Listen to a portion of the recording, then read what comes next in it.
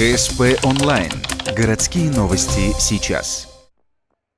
10 ноября на общегородской планерке прозвучало, что с ремонтом в школе номер 4 в поселке Урмызе все в порядке.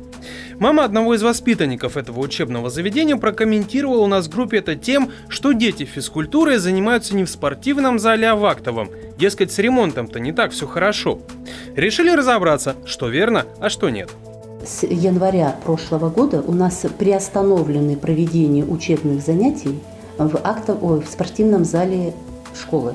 Это связано было с протеканием крыши. То есть на сегодняшний момент зал не соответствует проведению уроков физической культуры, поэтому организовано проведение уроков физической культуры в учреждениях по сетевому взаимодействию в спортивной школе на территории поселка. Теоретические вопросы по физической культуре изучаем в учебных кабинетах.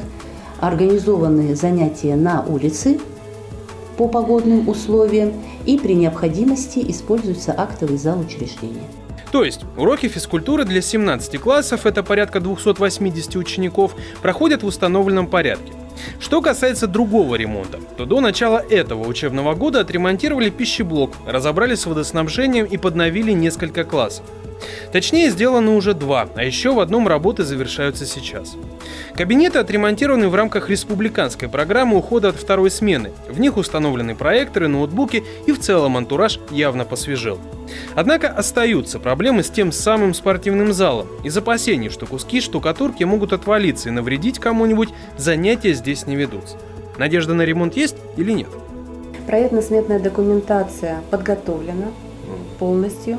И мы заложены деньги в проект бюджета 2018 года, то есть необходимые суммы на ремонт спортивного зала в проект бюджета заложены.